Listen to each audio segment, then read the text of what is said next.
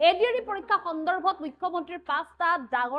পাঁচটাকৈ ডাঙৰ ঘোষণা কৰিছে মুখ্যমন্ত্ৰীগৰাকীয়ে এডিআৰই পৰীক্ষাক লৈ সম্পূৰ্ণ স্বচ্ছ নিকা মেধাৰ ভিত্তিত যেহেতু দিয়া হ'ব নিযুক্তি গতিকে ইয়াত কোনো দুৰ্নীতি হ'ব নোৱাৰে পৰীক্ষা বহি নিৰীক্ষণৰ সময়ত ৬-৭ জন শিক্ষাবিদ থাকিব এক্সটাৰ্নেল এভেলুটৰী ৰূপে আৰু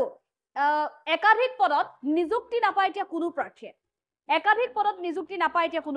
মাত্ৰ এটা পদতে নিযুক্তি লাভ কৰিব আৰু তৃতীয় বৰ্গত নিযুক্তি পোৱা কোনো প্ৰাৰ্থীয়ে এতিয়া নিযুক্তি নাপায় চতুৰ্থ বৰ্গত ডাবল কেণ্ডিডেট নহবলৈ লোৱা হ'ব ব্যৱস্থা ডাবল কেণ্ডিডেট নহবৰ বাবেও এটা ব্যৱস্থা গ্ৰহণ কৰিব অন্যথা ১,৫০০ প্ৰাৰ্থীয়ে দুটাকৈ পদত পায় নিযুক্তি এটাকৈ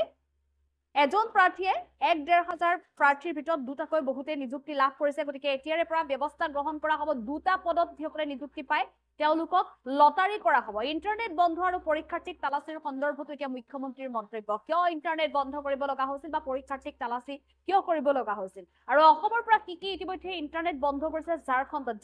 যেতিয়া পৰীক্ষা পাতিছিলে তেতিয়াও কৰা হৈছিল ঝাৰখণ্ডত পৰীক্ষাৰ সময়ত বন্ধ কৰি দিয়া হৈছে ইন্টাৰনেট অসমৰ পৰা কিহে ঝাৰখণ্ডত কংগ্ৰেছ চৰকাৰে এই সিদ্ধান্ত গ্ৰহণ কৰিছে গতিকে যি কংগ্ৰেছে অসমত এই সিদ্ধান্ত সমালোচনা কৰিছিলে সেই তাৰ প্ৰত্যুত্তৰ দিছে এতিয়া মুখ্যমন্ত্ৰীগৰাকীয়ে মহিলা পৰীক্ষাৰ্থীৰ বাবে ব্যৱস্থা গ্ৰহণ কৰা হ'ব এডিআৰই পৰীক্ষা সন্দৰ্ভত মুখ্যমন্ত্ৰীৰ পাঁচটাকৈ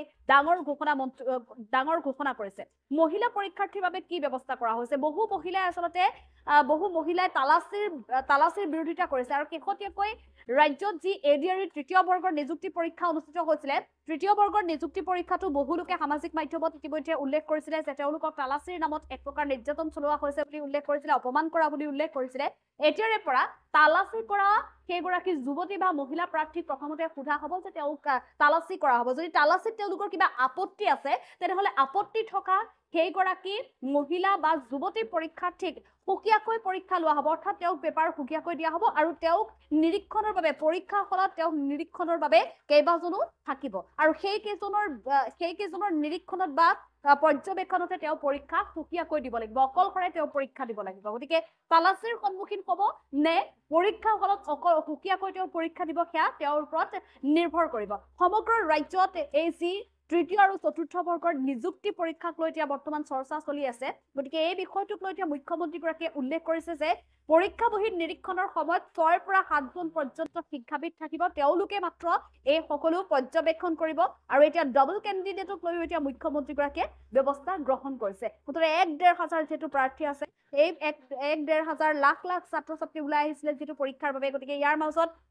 প্ৰায় ১,৫০০ প্ৰাৰ্থী হ'ব আৰু এই ১,৫০০ প্ৰাৰ্থীয়ে দুটাকৈ পদতো নিযুক্তি পোৱাৰ উদাহৰণ আছে পূৰ্বতো তেনেধৰণৰ হৈছিলে পৰীক্ষাত গতিকে এতিয়াৰে পৰা দুটা পদত যিসকলে নিযুক্তি পাব তেওঁলোকক মাজত এতিয়া লটাৰী কৰা হ'ব গতিকে সেই লটাৰী কৰাৰ পিছত যিটো পদত তেওঁক নিযুক্তি দিয়া হ'ব সেই পদতে তেওঁ নিযুক্তি ল'ব পাৰিব আৰু ইন্টাৰনেট বন্ধৰ সন্দৰ্ভতো মুখ্যমন্ত্ৰীগৰাকীয়ে মন্তব্য কৰিছে আৰু একেধৰণে পাঁচটাকৈ বৃহৎ ঘোষণা কৰিছে এই সন্দৰ্ভত মুখ্যমন্ত্ৰীগৰাকীৰ মন্তব্য আছে আমি মন্তব্য আগবঢ়াম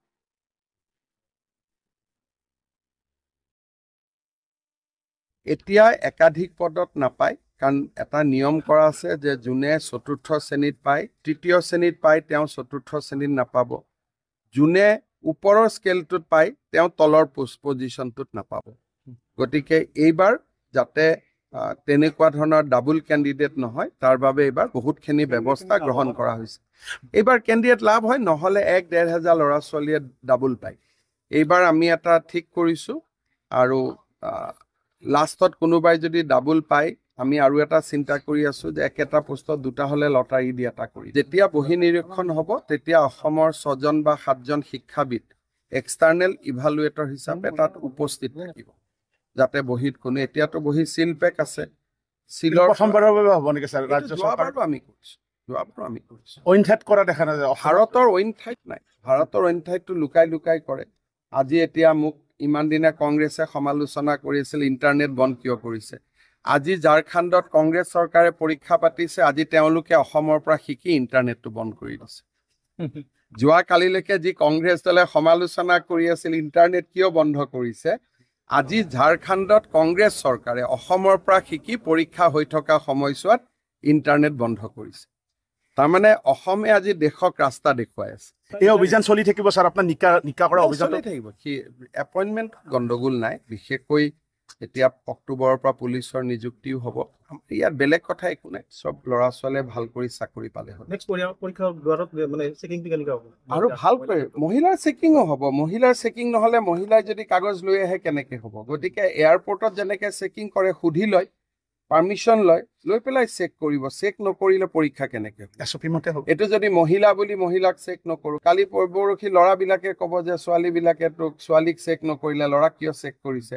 সেইকাৰণে আমি ছোৱালীজনীক সুধি ল'ম যে আপোনাক আমি চেক কৰিম আপোনাৰ আপত্তি আছে নেকি বোলে মোৰ আপত্তি আছে আপত্তি যদি আছে তেতিয়াহ'লে তেওঁক আমি বেলেগ ৰুমত বহি পৰীক্ষা দিব দিম আৰু তাত আমি ইনভেজিলেটৰ বেছি ল'ম এতিয়া একাধিক পদত নাপায় কাৰণ এটা নিয়ম কৰা আছে যে যোনে চতুৰ্থ শ্ৰেণীত পায় তৃতীয় শ্ৰেণীত পায় তেওঁ চতুৰ্থ শ্ৰেণীত নাপাব যোনে ওপৰৰ স্কেলটোত পায় তেওঁ তলৰ পজিশ্যনটোত নাপাব গতিকে এইবাৰ যাতে তেনেকুৱা ধৰণৰ ডাবল কেণ্ডিডেট নহয় তাৰ বাবে এইবাৰ বহুতখিনি ব্যৱস্থা গ্ৰহণ কৰা হৈছে এইবাৰ কেণ্ডিডেট লাভ হয় নহ'লে 1-1.5 হাজাৰ ল'ৰা ছোৱালীয়ে ডাবল পায় এইবাৰ আমি এটা ঠিক কৰিছোঁ আৰু লাষ্টত কোনোবাই যদি ডাবল পায় আমি আৰু এটা চিন্তা কৰি আছোঁ যে একেটা পোষ্টত দুটা হ'লে লটাৰী দি এটা কৰি যেতিয়া বহি নিৰীক্ষণ হ'ব তেতিয়া অসমৰ 6জন বা 7জন শিক্ষাবিদ এক্সটাৰ্নেল ইভালুৱেটৰ হিচাপে তাত উপস্থিত থাকিব যাতে বহিত কোনো এতিয়াতো বহি চিল পেক আছে চিলৰ প্ৰথমবাৰৰ বাবে হ'ব নেকি স্যাৰ ৰাজ্য চৰকাৰ আমি কৰিছোঁ অইন ঠাইত কৰা দেখা নাযায় ভাৰতৰ অইন ঠাইত নাই ভাৰতৰ অইন ঠাইতটো লুকাই কৰে আজি এতিয়া মোক ইমান দিনা কংগ্ৰেছে সমালোচনা কৰিছিল ইণ্টাৰনেট বন্ধ কিয় কৰিছে আজি ঝাৰখণ্ডত কংগ্ৰেছ চৰকাৰে পৰীক্ষা পাতিছে আজি তেওঁলোকে অসমৰ পৰা শিকি ইণ্টাৰনেটটো বন্ধ কৰি দিছে যোৱাকালিলৈকে যি কংগ্ৰেছ দলে সমালোচনা কৰি আছিল ইণ্টাৰনেট কিয় বন্ধ কৰিছে আজি ঝাৰখণ্ডত কংগ্ৰেছ চৰকাৰে অসমৰ পৰা শিকি পৰীক্ষা হৈ থকা সময়ছোৱাত ইণ্টাৰনেট বন্ধ কৰিছে তাৰমানে অসমে আজি দেশক ৰাস্তা দেখুৱাই আছে এই অভিযান চলি থাকিব স্যাৰ আপোনাৰ নিকা কৰা অভিযান চলি থাকিব কি এপইণ্টমেণ্ট গণ্ডগোল নাই বিশেষকৈ এতিয়া অক্টোবৰৰ পৰা পুলিচৰ নিযুক্তিও হ'ব ইয়াত বেলেগ কথা একো নাই সব ল'ৰা ছোৱালীয়ে ভাল কৰি চাকৰি পালে হ'ল নেক্সট পৰীক্ষা দুৱাৰত মানে চেকিংটো কেনেকুৱা হ'ব আৰু ভালকৈ মহিলাৰ চেকিঙো হ'ব মহিলাৰ চেকিং নহ'লে মহিলাই যদি কাগজ লৈ আহে কেনেকৈ হ'ব গতিকে এয়াৰপৰ্টত যেনেকৈ চেকিং কৰে সুধি লয় পাৰ্মিশ্যন লৈ পেলাই চেক কৰিব চেক নকৰিলে পৰীক্ষা কেনেকৈ হ'ব SOP মতে হ'ব এইটো যদি মহিলা বুলি মহিলাক চেক নকৰোঁ কালি পৰহি ল'ৰাবিলাকে ক'ব যে ছোৱালীবিলাকে তোক ছোৱালীক চেক নকৰিলে ল'ৰাক কিয় চেক কৰিছে সেইকাৰণে আমি ছোৱালীজনীক সুধি ল'ম যে আপোনাক আমি চেক কৰিম আপোনাৰ আপত্তি আছে নেকি বোলে মোৰ আপত্তি আছে আপত্তি যদি আছে তেতিয়াহ'লে তেওঁক আমি বেলেগ ৰুমত বহি পৰীক্ষা দিব দিম আৰু তাত আমি ইনভেজিলেটৰ বেছি ল'ম